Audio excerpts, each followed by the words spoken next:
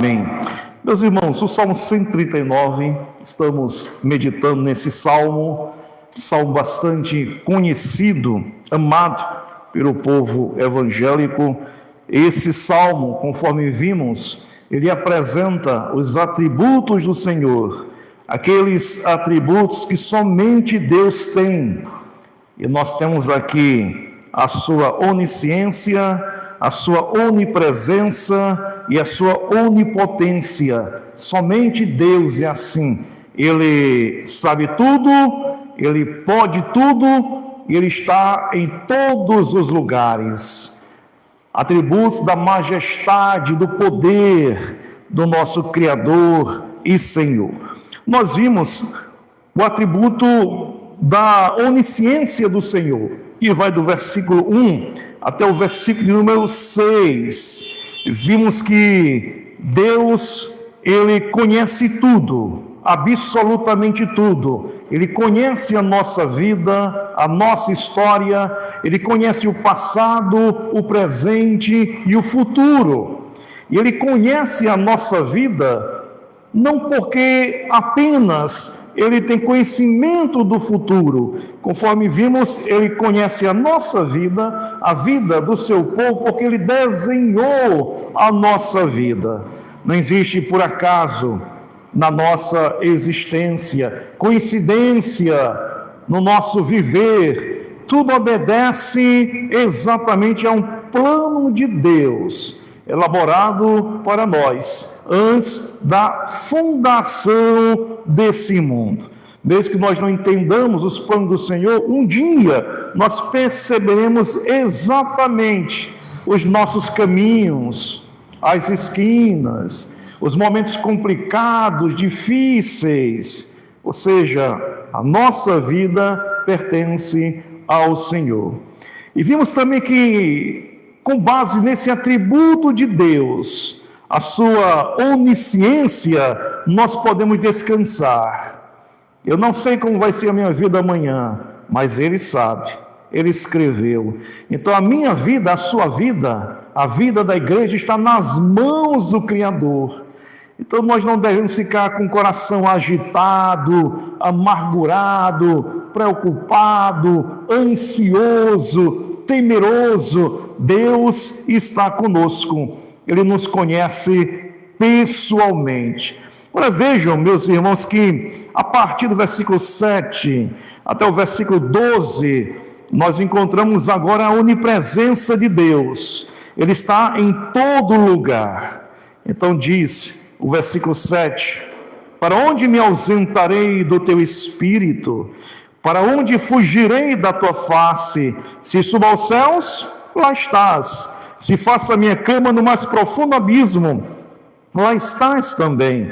Se tomo as asas da alvorada e me detenho nos confins dos mares, ainda lá me haverá de guiar a tua mão e a tua destra me susterá. Se eu digo, as trevas com efeito me cobrirão e a luz ao redor de mim se fará noite, até as próprias trevas não te serão escuras. As trevas e a luz são a mesma coisa. Perceberam que Deus está presente em cada momento, em todo o tempo e em todo lugar. Nós não podemos fugir do Senhor, se esconder do Senhor. Ele sabe exatamente os nossos passos. Então, de forma poética, bela, Davi apresenta essa realidade. E tudo isso tem o preceito por base que está escrito no início do versículo 7: para onde me ausentarei do teu espírito? Para onde eu fugirei de Deus? Irei me esconder dele? Os olhos de Deus nos acompanham. Nós não podemos fugir do Senhor. Ele é o Deus presente, pessoal, que nos acompanha em cada momento da nossa vida. Ele não se esquece do seu povo. Em cada história, em cada ato, Ele se faz presente.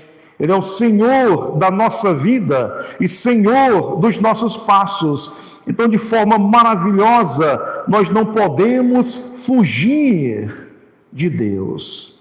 Jamais. Ele nos acompanha, está conosco. Isso é maravilhoso. Alguém pode até dizer: eu vou fugir de Deus. Eu vou sair da igreja, eu vou romper com o sagrado, eu vou viver no mundo, nas trevas. Deus sabe os nossos passos e Ele nos traz de volta em segurança para o aprisco. Isso é maravilhoso, é o Deus que nos persegue. Martim Lutero dizia que nós não podemos buscar do nosso próprio coração a cruz de Cristo, mas a cruz nos persegue e nos encontra. Isso é maravilhoso, irmão, na história da nossa salvação. Quem nos escolheu? Deus. De quem foi o passo principal? Deus. Não foi você que foi ao encontro do Senhor Deus, mas Ele foi ao seu encontro e te encontrou nas trevas, na ignorância, na corrupção, na idolatria, na imoralidade. Ou seja, essa ideia que Deus ele vai ao nosso encontro, porque Ele é o Deus que está em todo lugar. Estão lembrados de Jonas, que tentou inutilmente fugir da presença do Senhor. E Deus foi ao encontro de Jonas. No ventre do mar, Deus estava ali. Então Deus é aquele que conhece os nossos passos, Ele é onisciente, mas Ele está conosco em cada momento da nossa vida, da nossa história. Quando você está bem ou quando você está mal. Na doença, na saúde, Ele está presente. Então essa ideia aqui que se apresenta, o texto diz, e Davi ele coloca umas hipérboles, uns exageros: se suba aos céus, lá estás; se faça a minha cama no mais profundo abismo, lá estás também. Então nós não podemos fugir dos olhos do nosso Criador, dos olhos do nosso Pai. Só que esse olhar de Deus é um olhar misericordioso, benigno, compassivo, amoroso. Os ímpios, Ele conhece de longe. Ele sabe os passos dos ímpios, a história dos pecadores não redimidos. Mas não existe graça no olhar do Criador. Não existe bondade, não existe misericórdia. Aqui não. Aqui Ele conhece os nossos passos, e Ele sempre é bondoso para conosco. Ele vai à nossa procura, Ele nos acha, e nos traz para o aprisco, onde existe proteção, calor, comida e água. Essa ideia de Deus conhecendo exatamente os nossos passos. A sua presença está conosco, Ele está em todo lugar. Isso foge à nossa compreensão intelectual, porque Deus está nesse lugar, mas Deus está nas demais igrejas, aqui em Frei Paulo, em Sergipe, no Brasil e nesse mundo. Ele está em todo lugar, em todo canto dessa terra, Ele está presente. Ele está presente até onde não existe a manifestação de vida humana. Existem lugares no mundo, criados por Deus, onde o homem não está presente. No fundo dos oceanos, Ele está presente. A vida, Ele está presente. Na floresta amazônica, Ele está presente, com a linda adoração, o louvor, melhor dizendo, das criaturas inanimadas. Que está presente na sua criação, que visita a terra, apresentando sempre a fidelidade e a misericórdia. ou seja, é o Deus que está presente em todo o mundo, em todo lugar, Ele está presente. Aí vejam, irmãos, algo bastante significativo, quando o salmista diz, versículo 10, ainda lá me haverá de guiar a tua mão, e a tua destra me susterá. Aí você vê o versículo 9, se tomo as asas da alvorada, e me detenho nos confins dos mares. Talvez aqui, Davi está pensando na experiência de Jonas, que tentou fugir do Senhor Deus, e Deus o encontrou. Jonas deu as costas para Deus, com a sua rebeldia, e depois Deus o encontrou no ventre de um peixe, no fundo do mar. E nós percebemos Jonas de joelhos na presença do Senhor. Então é a mão do Senhor que nos encontra, muda o nosso coração, muda o cenário da nossa história. É isso que nós encontramos. Versículo 11, se eu digo, as trevas com efeito me cobrirão, e a luz ao redor de mim se fará noite. Aí vejam, até as próprias trevas não te serão escuras. As trevas e a luz são a mesma coisa. Não existe escuridão para Deus, existe para nós. Se de repente faltar energia, nós mergulhamos em escuridão e não podemos identificar as pessoas, as coisas. Isso não existe com Deus. Ele olha na escuridão e Ele encontra. E é claro, meus irmãos, foi na escuridão que de fato Ele nos encontrou. Nas trevas, na ignorância, quando não existia esperança para nós, quando nós estávamos perdidos, Ele nos encontrou. Estávamos em trevas profundas e Ele nos achou. Porque Cristo desceu para esse mundo de horror, de treva, de pecado, de rebeldia, e Ele nos encontrou exatamente nesse mundo, nas trevas. Isso é muito importante para a nossa vida. Nós acabamos de cantar sobre a conversão, e a conversão é a nossa história. Isso é muito importante. Você tem que afirmar para você mesmo, para você mesma. Eu tive um encontro pessoal com Jesus na estrada da vida. Eu estava nas trevas e Ele me encontrou. Isso é muito importante. Tem gente que sabe o dia, o horário, o local, a circunstância desse encontro com Deus. Outros não. Eu, por exemplo, por ter nascido em um lar evangélico, eu não sei apontar um dia da minha conversão. Eu sei que eu me converti, mas quando, eu não sei. Por isso que é bom, irmãos, quando nós trazemos as nossas crianças para a igreja, os nossos filhos para a igreja. Isso é muito importante. Eles começam a se converter exatamente nessa hora de culto, de estudo bíblico, na salinha da escola dominical, ouvindo a professora, cantando louvores, ouvindo a Bíblia, e eles se convertem. Como eles se convertem muito cedo, então não existe aquela perspectiva de marcar o dia da conversão. Isso é muito importante.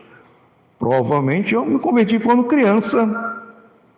A primeira noção de igreja que eu tenho é quando eu tinha 3 anos de idade, exatamente em Itabaiana, na cidade de Itabaiana, ali no centro, no antigo templo.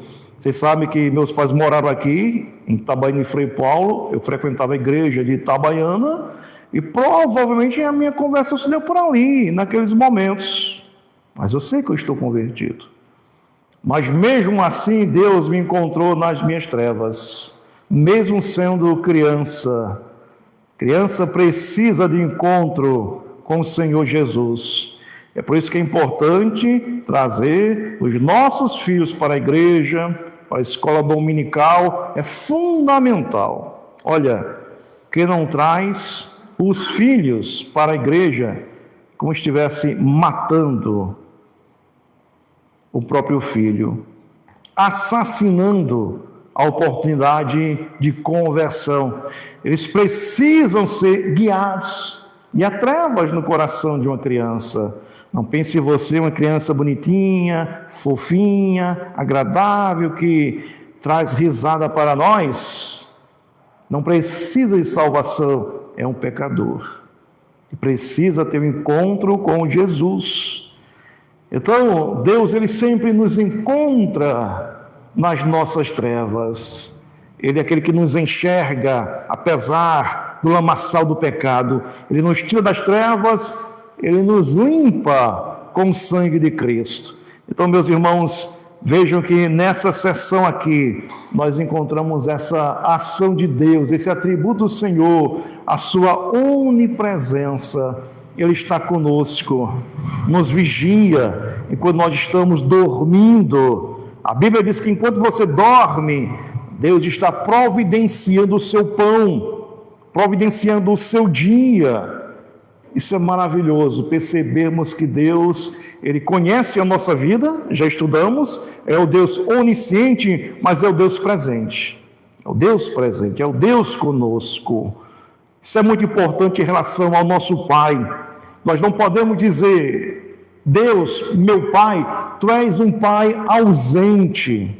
Isso não acontece com Deus.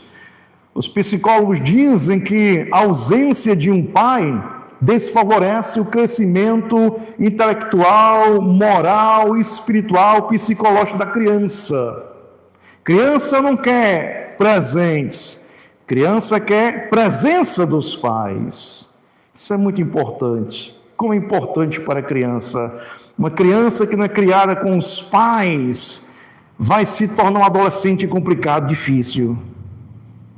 Quem tem que criar os filhos são os pais. Isso é muito importante. Não delegar para professor, igreja, avós. Quem cria são os pais, para o bem das crianças. Então, a ausência de um pai, de uma mãe, vai refletir negativamente no andar da criança. No andar da criança.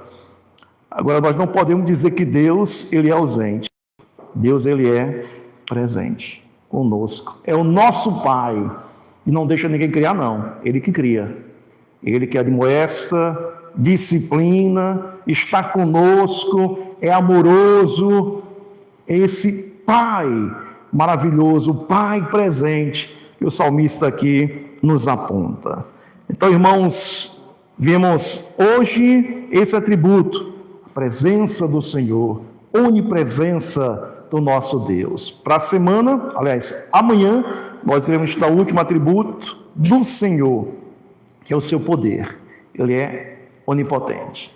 Então, que Deus nos abençoe.